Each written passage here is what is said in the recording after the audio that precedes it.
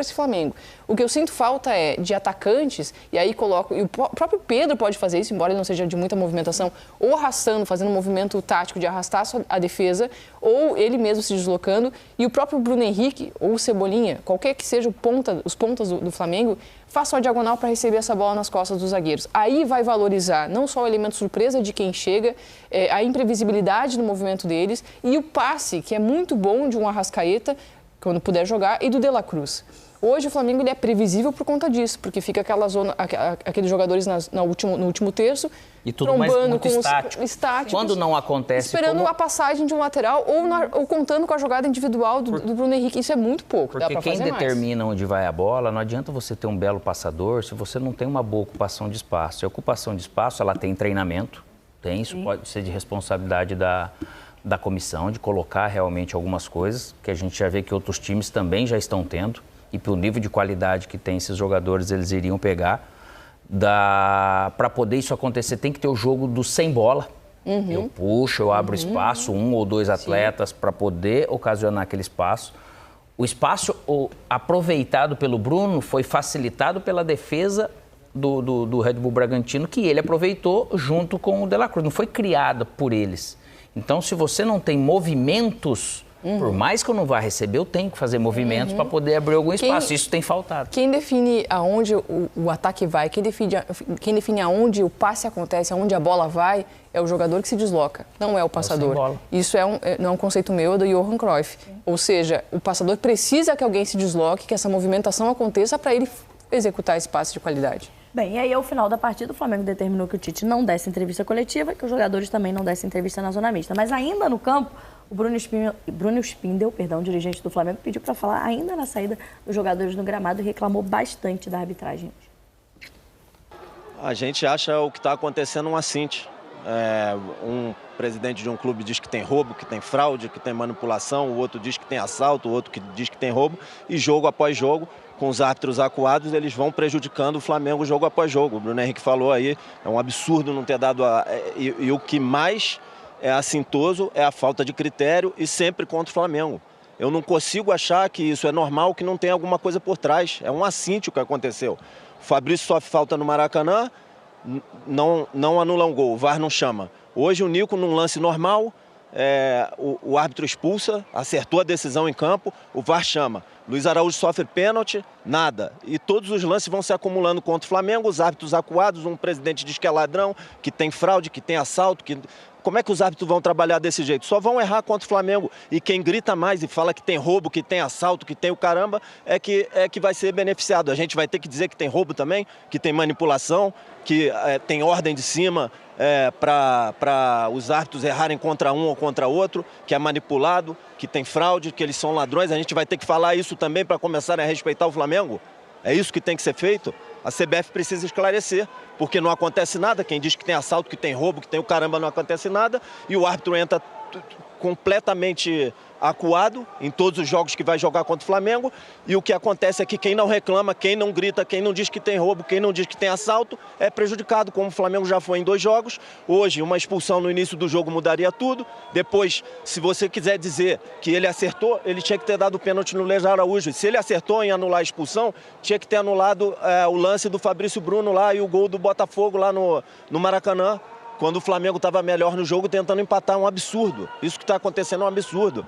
A gente não consegue entender como é que a CBF não toma uma atitude e cada um fala o que quer, diz que tem assalto, roubo na arbitragem. Eu acho que a gente vai ter que começar a falar a mesma coisa também.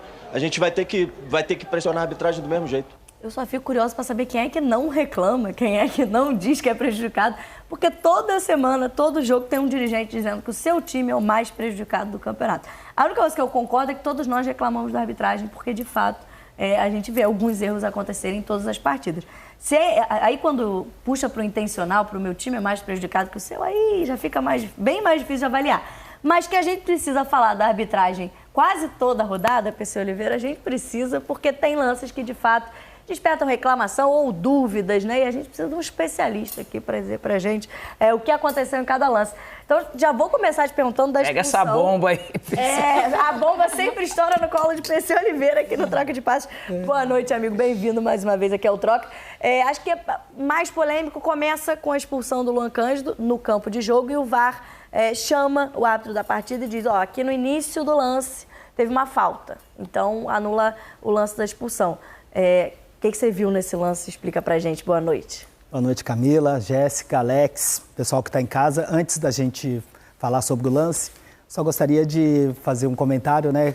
Que todo mundo fala, né? Que toda rodada tem reclamação sobre a arbitragem, normalmente quando o time se sente prejudicado, mas eu acho que poderia haver um movimento, não só da CBF, não só da comissão de arbitragem, mas de todos os clubes, claro, no sentido de reivindicar uma profissionalização da arbitragem, né? Foi prometido, inclusive, esse ano que os árbitros iam se concentrar em todos os jogos, né, antes das partidas. Não está sendo efetivamente dessa forma, porque o árbitro de futebol ele precisa treinar no campo de jogo, praticar aquilo que ele vai fazer no fim de semana, como o atleta profissional faz. Ele precisa ser profissional, precisa ser bem remunerado, precisa ter uma segurança financeira, uma assistência à saúde, à preparação física, à preparação técnica, mental. Recuperação desse profissional depois de um jogo que não existe. Exatamente. Inclusive, o próprio Zanovelli vai apitar no meio de semana a Copa Sul-Americana e o árbitro ele responde sempre sim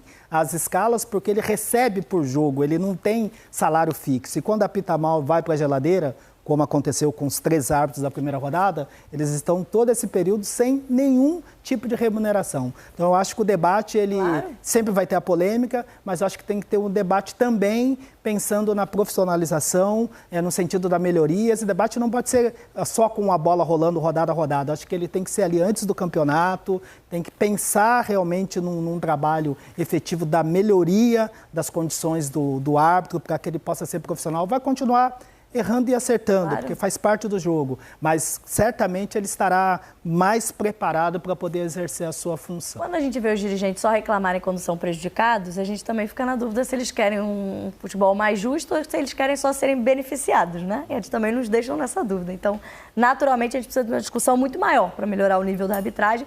Mas, enfim, temos esses lances de hoje aí para tirar dúvidas, para entender essa interpretação. Qual foi a tua interpretação nesse primeiro lance aí de Flamengo e Bragantino, essa anulação da expulsão do Luan Cândido? É isso. Vamos ao lance, então, né? Um lance importante no primeiro tempo, da aplicação do cartão vermelho para o Luan Cândido e, na sequência, a intervenção do VAR.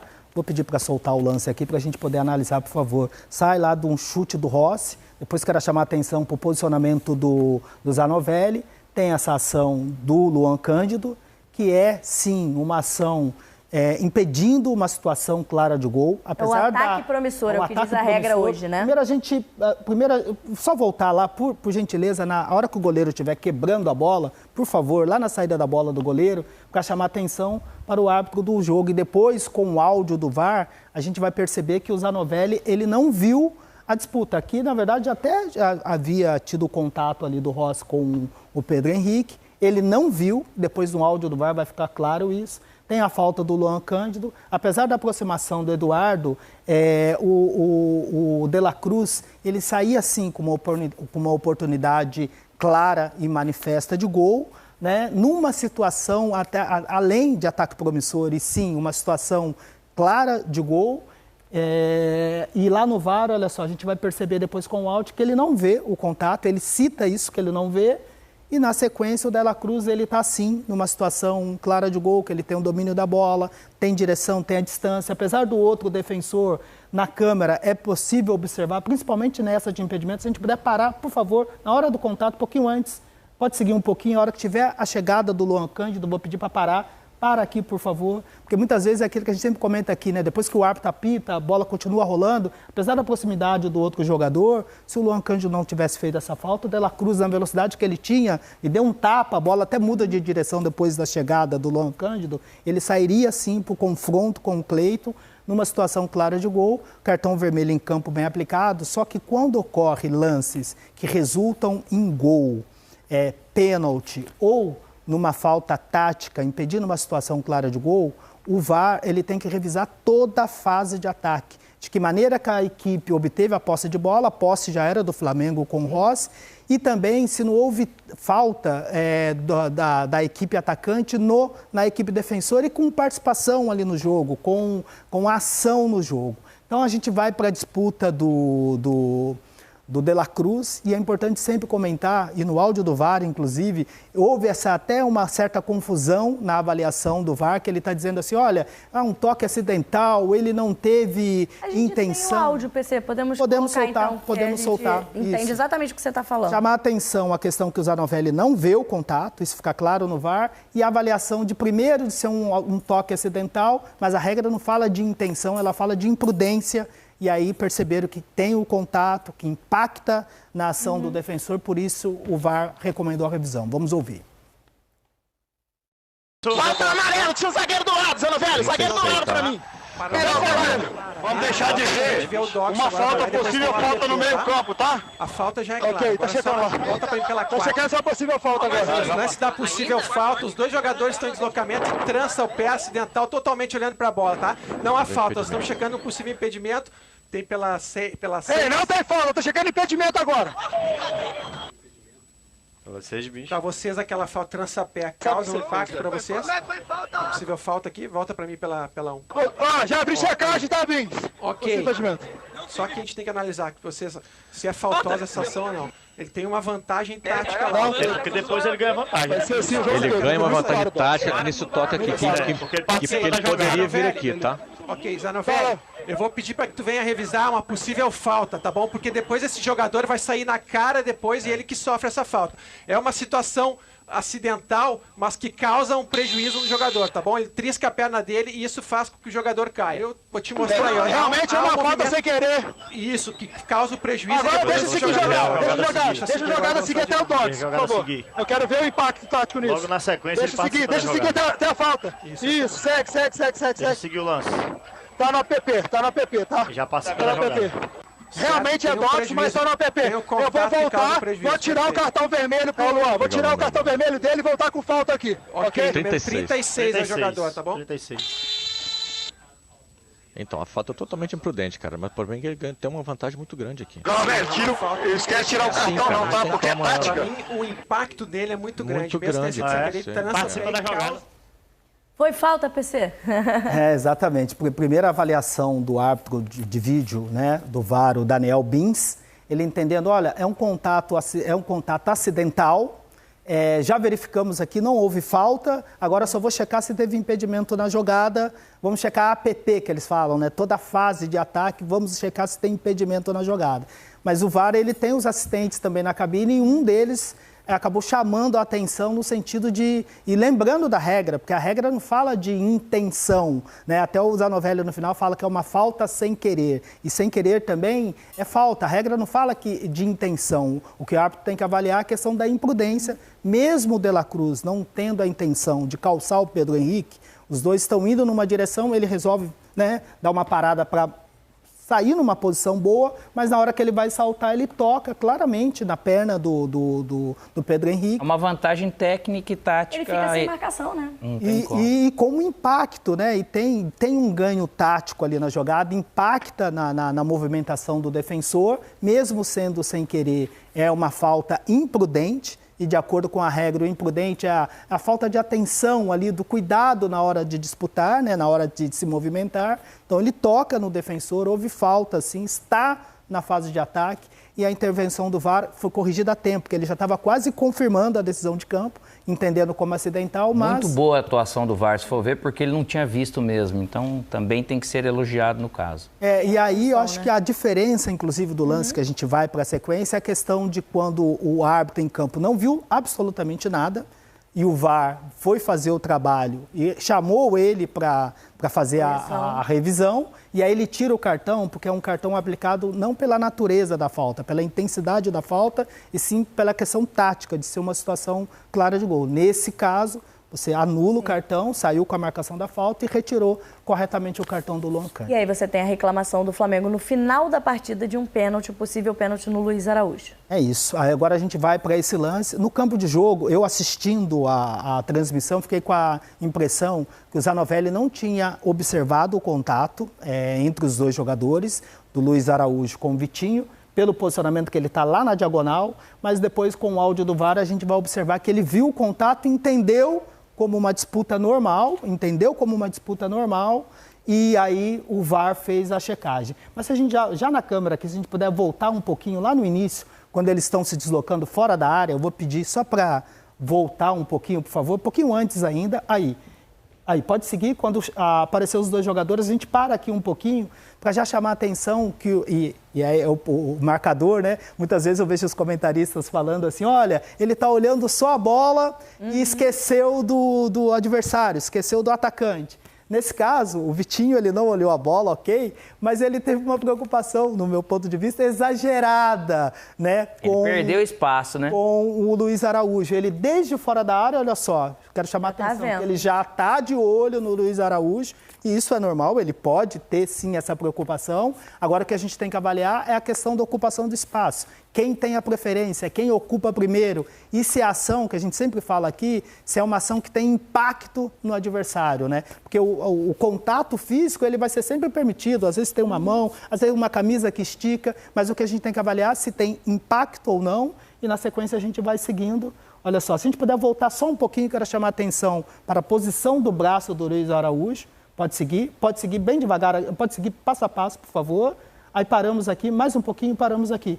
Ele tem uma ação, na minha avaliação, com um impacto tão grande, porque ele perde a posição, quando ele percebe o Luiz Araújo já foi embora, e ele segura, ele puxa, ele agarra, já começa fora da área. Tanto que o braço do Luiz Araújo, ele vem aqui para trás, ó. Aqui, e o braço, exatamente isso, ótima observação. O braço do Araújo, do Luiz Araújo, tem tanto impacto na ação do Vitinho, que o braço dele está totalmente para trás, que acaba ocasionando a queda, e para mim, com impacto, né? A gente sempre fala aqui essa questão, e a bola está em jogo, porque na semana passada nós mostramos o pedido de pênalti do Internacional, o jogo apitado pela Edna, a disputa ali do mercado, né, com o defensor do Atlético Goianiense, que foi um ipom, realmente agarrou e deu um ipom, e foi pênalti, nós mostramos no Seleção. E essa é uma ação que, para mim, ela sai da questão da disputa, né? Teve a reclamação do Tite, ele recebe... Ele até falou, não tem problema, só tem que olhar, né? Vamos ouvir o áudio do VAR, justamente por isso? Só um minutinho antes do áudio do VAR, vamos só voltar um pouquinho, porque eu pedi, na hora de separar o lance, eu pedi para a gente dar uma aproximada, esse é um ângulo, ainda com a câmera da transmissão, com a câmera de impedimento, mas dando um zoom e aproximando para chamar mais uma vez a atenção a questão do braço do Luiz Araújo, olha só. Pode seguindo, por favor, como ele impacta na ação, ele perde a corrida, ele puxa, tem uma ação ali no corpo do Luiz Araújo, e aqui é o momento que ele está soltando, mas ele já tinha feito a carga, né? E no meu ponto de vista, com impacto para a marcação da falta.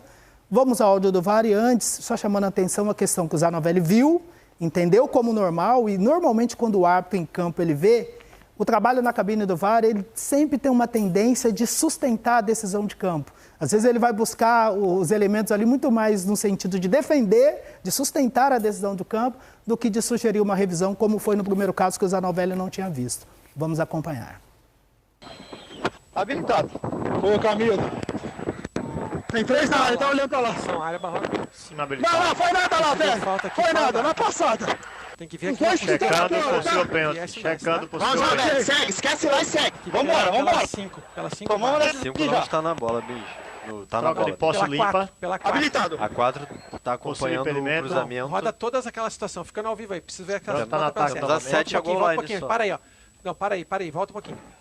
Tá, agora deixa eu girar todas aí pra gente ver o que pega aí. Não, essa escapou. Essa escapou. Tá, é só 7. Volta 7 pra mim. Continua zona neutra. Zoom, pode soltar. Não, aí, tranquilo, roda ainda. Tá. Pra mim não. Tudo ok, tá? Não tem nada. Ok, Bis, obrigado. Tudo ok. Ei, só fora. E aí não chamaram. O Zanovelli, no primeiro momento, ele até fala, foi na passada, não foi nada não. Dizendo assim, eu vi, foi na passada, não foi nada não.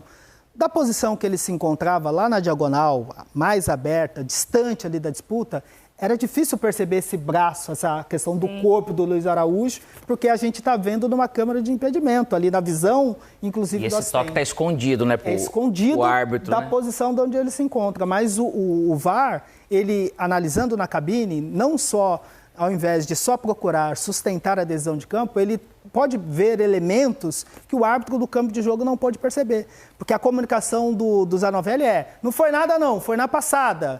Mas o que você viu, né? O VAR pode fazer esse questionamento, mas o que você viu? Qual o contato? Porque muitas vezes o árbitro em campo fala, não foi nada não, olha, tem um contato, usou o braço, para mim não teve carga suficiente, mas para mim não foi uma comunicação tão clara, tão efetiva. Foi assim, olha, foi na passada, não foi nada não. Deixa eu te perguntar, por que o árbitro ele tem esse receio de ser corrigido pelo VAR? Porque o VAR ele está ali para tornar o jogo mais justo, né? E não é com a intenção de dizer para o árbitro que ele errou, é com a intenção de dizer, olha, aconteceu algo aqui e precisamos corrigir o andamento da partida. Que é um lance de um pênalti claríssimo e eu já não é a primeira vez que eu escuto o áudio do VAR e percebo o árbitro de campo. Não, eu vi, tá certo, hein? O que eu apontei foi, sabe, tentando se justificar antes mesmo de ter uma avaliação sobre o lance. E olha como atrapalha o andamento de uma partida.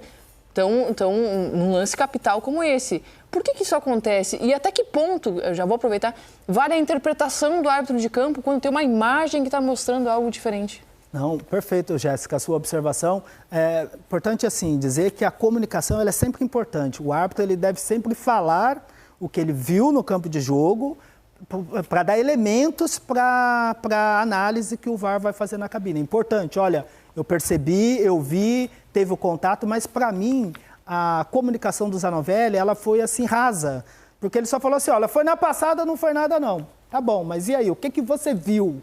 Né? O que você viu? Tem alguns detalhes? E se na cabine do VAR você encontra elementos ali para uma potencial mudança de decisão, você tem que chamar para revisão, porque esse braço girando, essa ação do Vitinho, que é escondida, e na transmissão, tanto é que deu para perceber que o VAR ele rodou as câmeras, né? A câmera 1 não pegou a disputa, ele foi buscar a outra câmera, não deu, poucas imagens, deixa eu ver outra câmera, não viu, ele acabou ficando basicamente com a decisão com essa câmera de impedimento, até usou uma câmera de trás do gol, que estava um pouco na diagonal, um pouco mais distante, e sustentou a adesão de campo, mas esse braço preso, né, impedindo a movimentação do Luiz Araújo, é uma imagem que o campo não vê. Era difícil de observar. E eu acho até que no início do lance, potencial ali o árbitro está olhando a bola.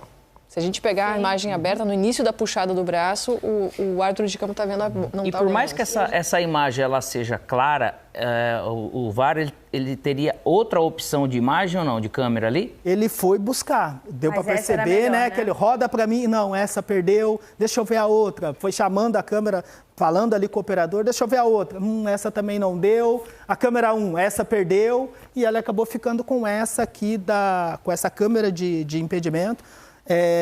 Que ele tomou a decisão. Analisando as redes sociais, já até apareceu um outro ângulo, mas que não é, em princípio, oficial da transmissão. E às vezes acontece que às vezes tem empresa lá fazendo um trabalho cobrindo para poder fazer a reportagem, às vezes aparecem outros ângulos, mas são ângulos que o VAR, de acordo com a informação que eu recebi, não teve disponibilidade para consultar. Mas essa do impedimento, com esse braço preso, com essa ação dele de puxar, só depois tirar o braço, para mim já era uma imagem assim com um potencial chamamento ali para revisão, para mudança de decisão. Para mim foi pênalti.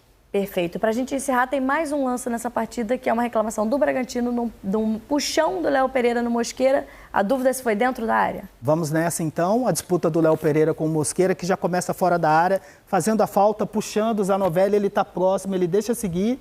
Quando está aproximando da área, o Léo Pereira, ele tira, ele solta, tem essa ação embaixo, no pé do Mosqueira, que para mim, assim, o Mosqueira, ele já está, de certa forma, um pouco desequilibrado ali na ação, nessa disputa. Tem impacto, sim, do Léo Pereira no pé do Mosqueira.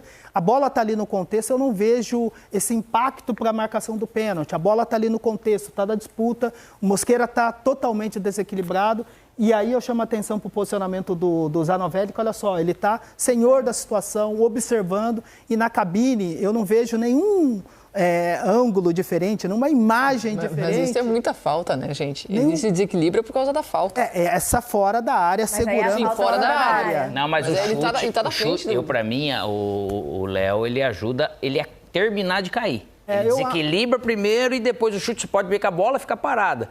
Se ele não chuta, pode ser que ele cairia, mas pode ser que não. Então, tem a imagem por trás do gol, olha só, seguindo. Ele tá puxando, tem o Mosqueira também tá tentando se desvencilhar, solta. Olha lá agora, tem a ação aqui do Léo Pereira, mas olha só, tem o Mosqueira também tá tentando ocupar o espaço aqui. Para mim, essa ação do Léo aqui, a bola tá aqui, tá no contexto, tá na disputa. E o Léo vai... Tem a chegada do Alan também tocando na bola. Essa tá muito no campo da interpretação, respeito, né? Quem entendendo como falta, mas para mim essa tá no campo da interpretação, o árbitro tá senhor ali da decisão, já poderia ter marcado sim a falta fora da área, ele segurando, mas ali para mim a disputa eu não vejo respeitando a decisão, não vejo como pênalti. Essa eu respeito a decisão de campo. Esse é Oliveira, muito obrigada mais uma vez pela participação aqui no Troca. Até a próxima. Maravilha, boa sequência para vocês. Obrigada. Vamos fazer mais um intervalo e já a gente volta com a reta final.